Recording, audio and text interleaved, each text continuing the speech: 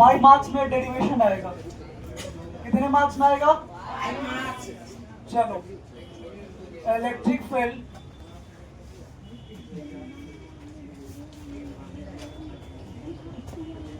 Due to a dipole moment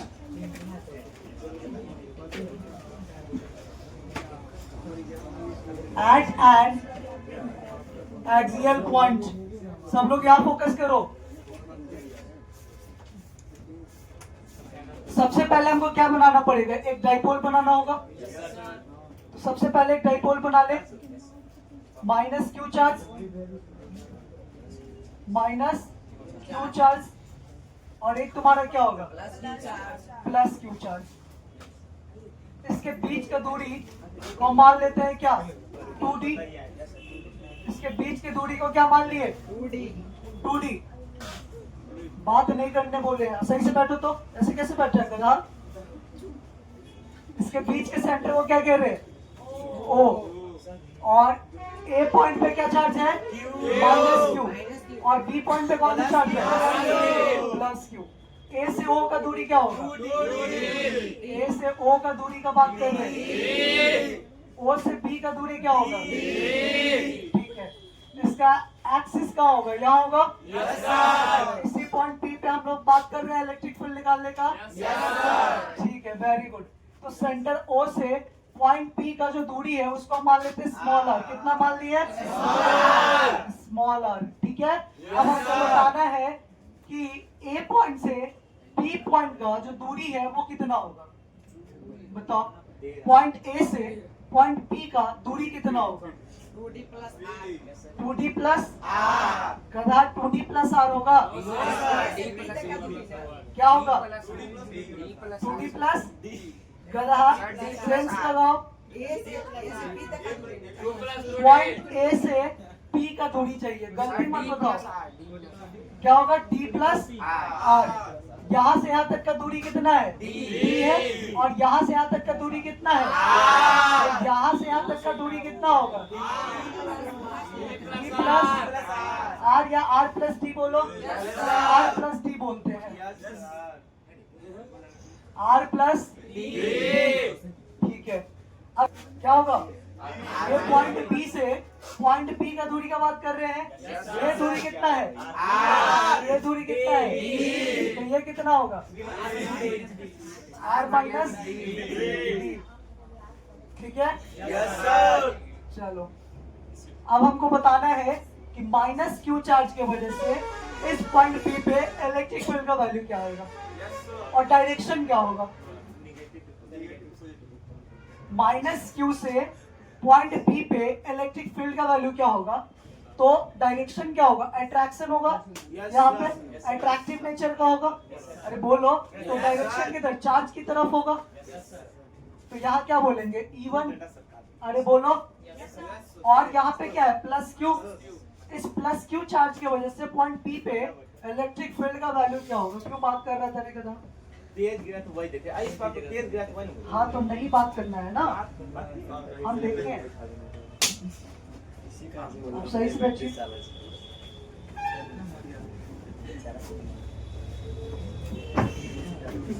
क्या हो गया? माइनस क्यू चार्ज की वजह से पॉइंट P पे जो इलेक्ट्रिक फील्ड का वैल्यू आया है वो क्या है? E1 आया है। और डायरेक्शन किधर की ओर है? चार्ज की तरफ। प्लस क्यू चार्ज की वजह से पॉइंट P पे इलेक्ट्रिक फील्ड का वैल्यू क्या आएगा? E2 आएगा। किधर की ओर डायरेक्शन होगा? Point P away from the charge होगा। क्या होगा? Away from the charge. तो इधर की ओर होगा। और कितना होगा? E2 होगा। और E2 क्या होगा? बड़ा होगा। E2 बड़ा क्यों होगा? क्योंकि प्लस Q जो चार्ज है और ये जो पॉइंट P है इसके बीच का जो दूरी है ना वो क्या है? कम है। जब दूरी कम होगा तो इलेक्ट्रिक फील्ड का वैल्यू क्या होगा? ज्यादा होगा। इसीलिए E2 बड़ा होगा और E1 क्या होगा? छोटा होगा। तो हम बात करेंगे ई नेट का वैल्यू। किसका बात करेंगे? ई नेट का वैल्यू बात करेंगे। और ई नेट क्या होगा? यहाँ पे ई नेट बड़ा होगा तो क्या होगा? क्या लिख सकते हैं? E2 minus E1। अब हमको चाहिए E2 का वैल्यू और हमको चाहिए E1 का वैल्यू। तो E2 का वैल्यू पहले निकाल ले। E2 का वैल्यू कैसे निकालोगे? तो क्या होगा? KQ डिवाइडेड बाई इसको बोल दो R2 का स्क्वायर R2 का वैल्यू यहाँ पे क्या होगा? तो R2 का वैल्यू क्या होगा? ये होगा।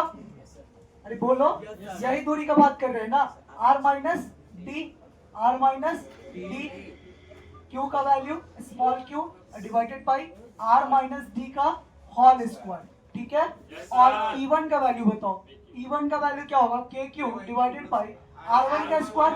R1 का वैल्यू यहाँ पे क्या है? R प्लस डी, तो यहाँ पे डाल देंगे R plus D, yes sir, KQ divided by R plus D का होल स्क्वायर, ठीक है। यस सर, चलो तो यहाँ पुट करो, क्या होगा? वैल्यू बताओ, सब लोग बोलो वैल्यू बताओ। माइनस E1 का वैल्यू बताओ, R प्लस डी का होल स्क्वायर। अब इसको सॉल्व करना है, सॉल्व करने के लिए क्या करोगे? KQ को बाहर कर लोगे, अंदर क्या बचेगा? 1 बाई R माइनस डी का whole square minus 1 by R plus D का होल स्क्वायर, ठीक है। यस सर, अब इसका एलसीएम लो और इसको सॉल्व करके बताओ क्या आएगा। चलो इसको सॉल्व कर, देखो क्या करेंगे, एलसीएम ले लेंगे। यस सर, सबसे पहला काम एलसीएम, KQ एलसीएम होगा R माइनस डी का whole square into R plus D का होल स्क्वायर। अरे ये सो नॉट, यस सर, अब क्या करो, R माइनस डी का होल स्क्वायर तो ये कट जाएगा, तो ये बचेगा R प्लस डी का होल स्क्वायर, तो 1 से गुना हो जाएगा, तो यहाँ क्या लिखेंगे? R प्लस डी का होल स्क्वायर।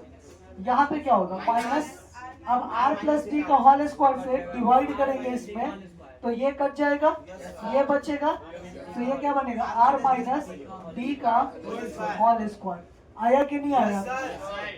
अब एक काम करें, क्या करें?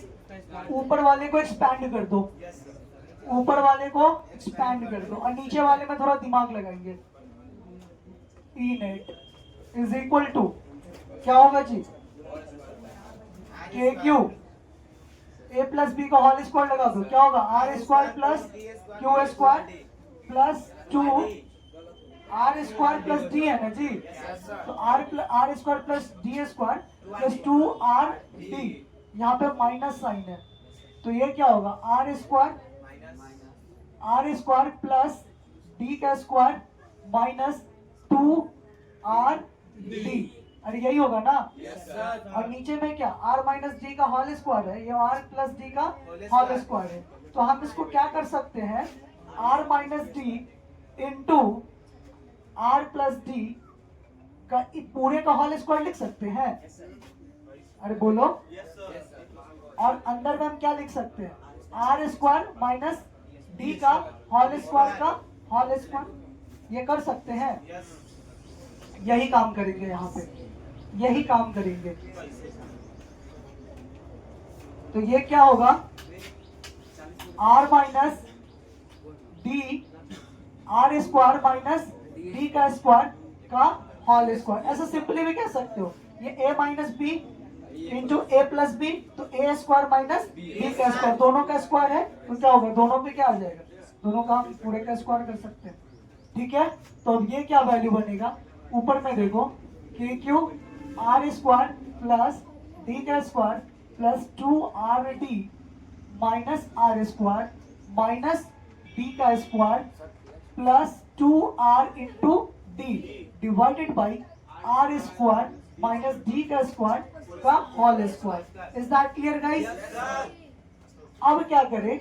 ये R स्क्वायर दिखाई दे रहा है प्लस में, ये दिखाई दे रहा है माइनस में, इसको काट दो, ये D स्क्वायर प्लस में और ये D स्क्वायर, इसको ये भी प्लस में, ये भी प्लस में, कट जुड़ जाएगा, तो क्या बनेगा? KQ 4RD divided by R square minus D का होल स्क्वायर, D का स्क्वायर का होल स्क्वायर। क्लियर है? अब यहाँ पे थोड़ा और दिमाग लगाना पड़ेगा। हम क्या कहेंगे? ये जो पॉइंट P है ना, इसको उठा के बहुत दूर लेके चले जाओ, बहुत दूर, समझ रहे हो? जब बहुत दूर लेके जाओगे तो बुटकुनवा दिखाई देगा, बहुत छोटा दिखाई देगा, नहीं समझे? अरे बहुत छोटा दिखाई देगा तो हम कह देंगे कि बहुत इसका दूरी टेंडिंग टू जीरो है, क्योंकि ये बहुत दूरी चला गया इसलिए। कटरा पोर्शन तो दिखाइए दे देगा। तुम चल जाओ नेपाल, पाकिस्तान इधर है, नेपाल इधर है ना, पाकिस्तान जाएगा। Yes, sir. चलो कल आप पाकिस्तान का नाम लेते हैं। चलो तो क्या करें, यहाँ पहले काम करते हैं। If R is very very very very greater than 2D, then D tends to 0। क्या लिख सकते हैं? If R is very very greater than 2D, ये वाला जो डाइपोल का दूरी है, इससे हम क्या जा रहे हैं? बहुत दूर जा रहे हैं। तो हम P पॉइंट से फिर इसको देखेंगे तो क्या दिखाई देगा? क्या दिखाई देगा? ये बहुत छोटा दिखाई देगा। छोटा दिखाई देने की वजह से हम क्या कह सकते हैं? Tending to zero. जीरो नहीं है, टेंडिंग टू जीरो है। तो जब टेंडिंग टू जीरो रहेगा तो के Q into 4RD divided by R square minus zero का स्क्वायर के क्यू। अब क्या लिख सकते हैं? 2 इंटू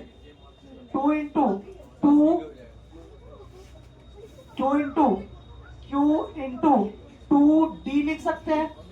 अरे बोलो, थोड़ा सा मॉडिफाई कर दिए। 4RD है ना, तो क्या मॉडिफाई किए? अच्छा एक काम करते हैं ना, यहाँ पे क्या किए हैं? K इंटू क्यू इंटू 2 और ये क्या हो जाएगा? यहाँ पे R आ जाएगा। क्लियर है? ये R आ जाएगा। डिवाइडेड क्या लिख सकते हैं? R स्क्वायर, ये जीरो तो ये जीरो हो जाएगा ना, तो R स्क्वायर का पावर क्या होगा? 4 हो जाएगा। अब एक पावर कट जाएगा तो पावर 3 बचेगा।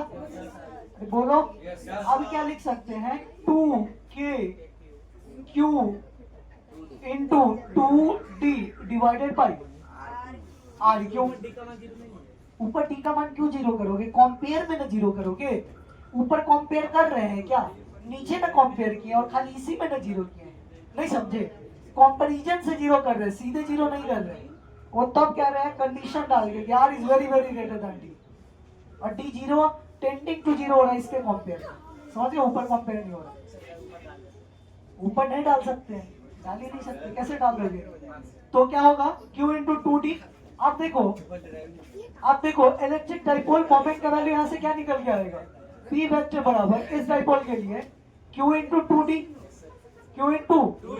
तो वेक्टर P यहाँ पे सब्स्टिट्यूट कर देंगे, या P वेक्टर का मैग्नीट्यूड। तो क्या होगा यहाँ पे?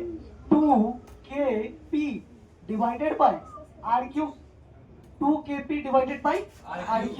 तो ये हमारा क्या निकल के आ जाएगा? E नेट का मैग्नीट्यूड। अगर वेक्टर फॉर्म में बात करें तो E net at point P is equal to होगा 2KP vector divided by RQ। अरे यस और नॉट? निकल गया, यही डेरिवेशन है। इसको आप लोग कल करेंगे और 5 मार्क्स में का टेस्ट लेंगे। इसको 5 बार बना के आना, जिसका नहीं बना रहेगा उसको 5 बार मारेंगे। एक बार फिर से समझ लेते इसको। हाँ समझो। देखो सबसे पहले हम लोग क्या किए हैं? डाइपोल लिए हैं। इसका सेंटर क्या है? O। इसके बीच का दूरी O से A का दूरी क्या होगा? D। O से B का दूरी क्या होगा? D। और AB का दूरी क्या होगा? 2D। इसके सेंटर O से एक पॉइंट P इसके एक्सिस पे लिए, ठीक है? उसका दूरी क्या है? O से P का स्मॉल है, ठीक है?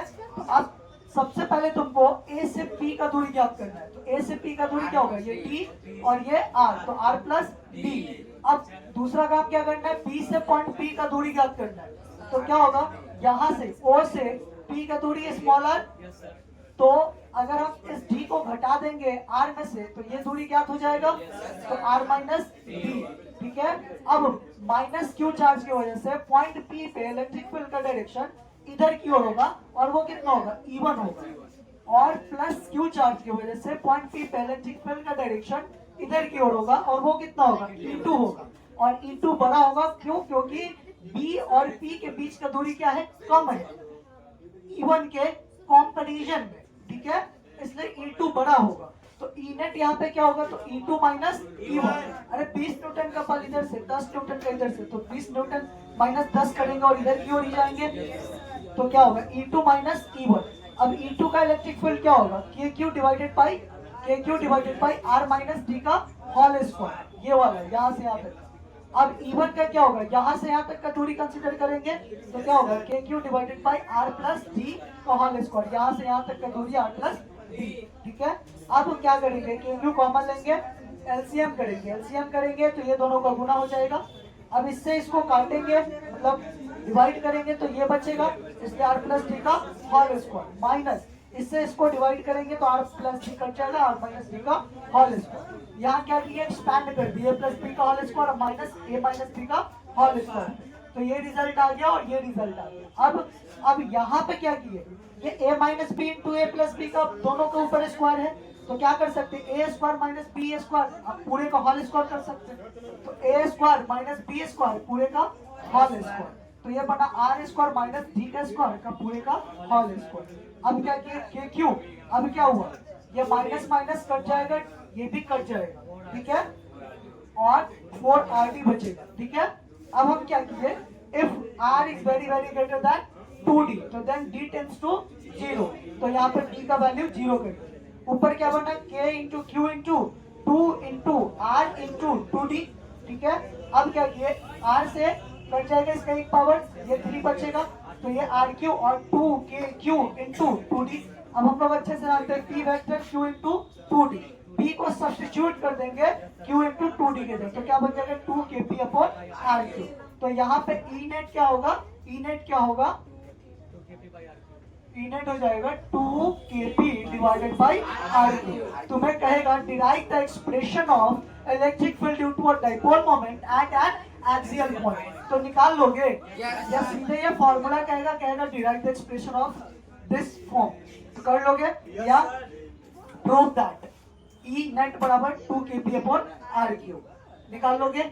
इसी में सेमी क्वेश्चन है, पूछने का तरीका बस अलग है। तो कल की क्लास में 5 बार तुम लोग बना के आओगे।